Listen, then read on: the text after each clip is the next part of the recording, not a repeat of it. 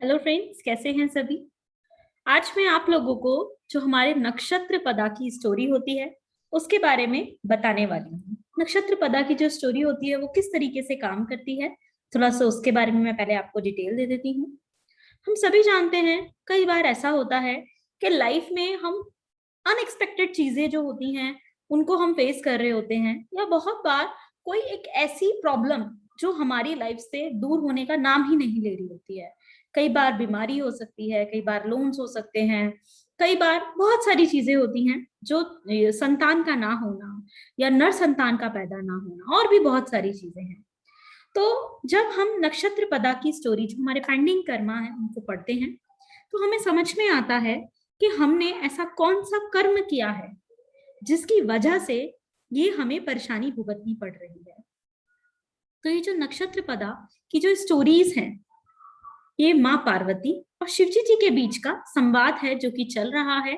माँ पार्वती जी शिवजी जी से पूछती हैं कि मुझे वो सारे फल जानने हैं, सारे उनके प्रायश्चित जानने हैं, मुझे जानना है कि किस कर्म का क्या फल है जो मनुष्य को भोगना पड़ता है, और उसका जो परिणाम है वो क्या है, और परिणाम के साथ साथ उसके प्रायश्चित के तौर पे अगर मनुष्य को पता चल जाता है कि मैंने ये कर्म किया था और उसके मन में गिल्ट है कि मुझे इससे बाहर आना है और मैंने गलत किया है, तो उसे उस जो उसने कर्ज लिया है या उसने गलत काम किया है उससे बाहर आने के लिए उसके लिए माँ पार्वती शिवजी जी से पूछती हैं।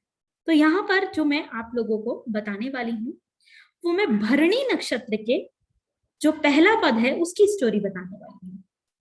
तो भरणी नक्षत्र का जो पहला पद की स्टोरी है वो कुछ इस प्रकार से है कि एक ब्राह्मण था जो कि जिसका नाम नीलकंठ था, और बहुत ही सुंदर से गांव में वो रहता था।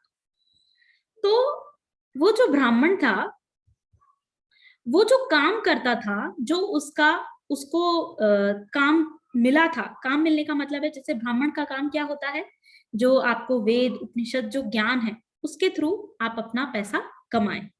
पर वो जो ब्राह्मण था वो उससे पैसा ना कमाकर वो ट्रेडिंग करता था। उसका एक फ्रेंड था जो कि वैश्य था, बिजनेसमैन था, तो वो उस बिजनेसमैन के साथ मिलकर ट्रेडिंग का काम करता था, सेल परचेज का काम करता था।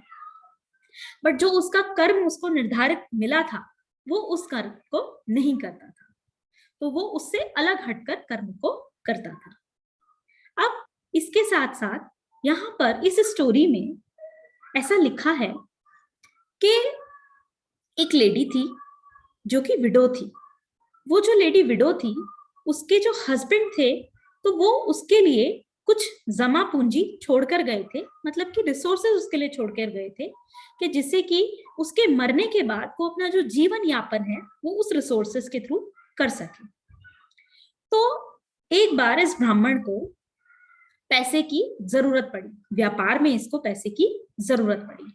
तो इसने उस विडो लेडी से, जो विधवा औरत थी, उस विधवा औरत से पूछा कि भाई मुझे ऐसे ऐसे पैसे की जरूरत है, तो क्या आप मेरी थोड़ी मदद कर सकती हैं, मैं आपका पैसा वापस लौटा दूंगा, जब जो मेरा काम है वो हो जाएगा तो मैं वो आपका पैसा लौटा दूंगा। तो उस विधवा लेडी ने, उसके पास जो रिसोर्सेज अवेलेबल थी वो रिसोर्सेज यानी कि वो जो पैसा था जिससे वो अपना जीवन यापन करती थी, वो पैसा उसने इस ब्राह्मण को दे दिया। इस ब्राह्मण ने उस पैसे का इस्तेमाल किया, और जैसे वो इस्तेमाल करता रहा, इस्तेमाल करने के बाद वो जो वो पैसा था वो उस विधवा लेडी को लौटा नहीं पाया, और उस जो ब्राह्मण की थी वो मृत्यु हो गई। जब उस ब्राह्मण की मृत्यु हुई तो मृत्यु होने के बाद आप देखिए कि उसने यहाँ पर क्या पेंडिंग कर्मा किया। पहला पेंडिंग कर्मा क्या किया, उसने लोन नहीं दिया। उसने उसका पैसा लिया, उसका लोन नहीं दिया, और वो भी वो लोन लिया जो कि उसकी रिसोर्स थी, जिस रिसोर्स से वो अपना जीवन यापन करती थी। तो फिर वहां पर शिवजी जी भगवान माँ पार्वती जी को बताते हैं कि ऐसा करने के पश्चात जब वो व्यक्ति मरा तो उसने कई वर्षों तक नरक में भोगा उसने, और नरक के बाद उसने बहुत सारी डिफरेंट डिफरेंट योनियों में जन्म लिया। उसके बाद फिर उसने मनुष्य की योनि में जन्म लिया।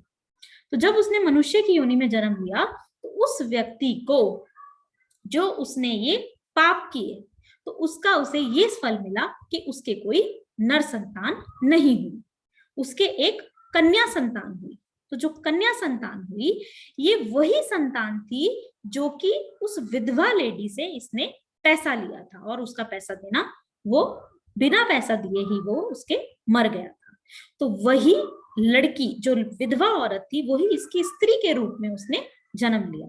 तो ये जो दोनों हस्बैंड वाइफ थे ये अपनी बेटी से बहुत प्यार करते थे, अपनी बेटी से बहुत, कहे दिल से, एक ही संतान थी तो बहुत प्यार करेंगे, जाहिर सी बात है।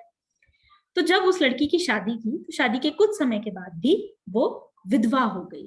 तो जब वो विधवा हो गई तो वो जो पीड़ा, वो जो कष्ट था, वो वापस इस मनुष्य को भोगना पड़ा।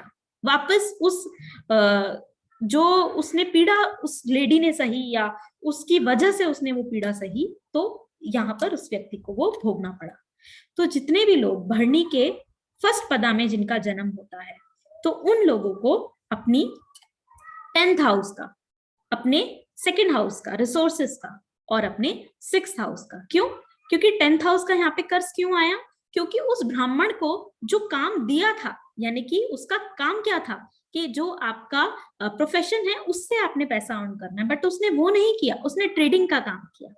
तो यहाँ पे भरणी के फर्स्ट पदा में जिन लोगों का जन्म होता है तो उनको प्रोफेशन में प्रॉब्लम आ सकती है। दूसरा, लोन, उसने कर्जा नहीं उतारा, तो क्या हो सकता है कि ऐसे लोगों का कर्जा नहीं उतरता, ताउम्र वो कर्जे से परेशान हो सकते हैं। और तीसरा, जैसे कि उस व्यक्ति ने उस लेडी की रिसोर्सेज को डिस्टर्ब किया था, तो ऐसे लोगों के रिसोर्सेज भी डिस्टर्ब में आ सकते हैं। तो भरणी नक्षत्र के फर्स्ट पदा में जिन भी लोगों का जन्म होता है उन लोगों को अपने प्रोफेशन और कोशिश करनी चाहिए कि वो किसी का भी लोन ना ले।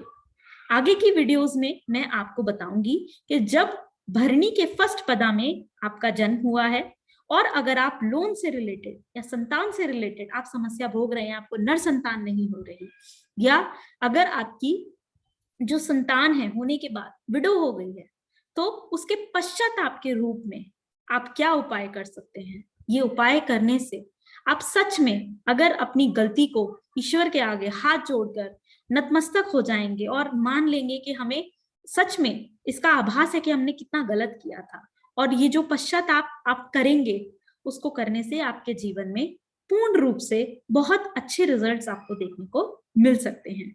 आशा करती हूँ आपको ये वीडियो अच्छी लगी होगी, और ऐसी ही आगे और वीडियोस देखने के लिए मेरे चैनल को सब्सक्राइब कर सकते हैं। वीडियो को लाइक जरूर करें।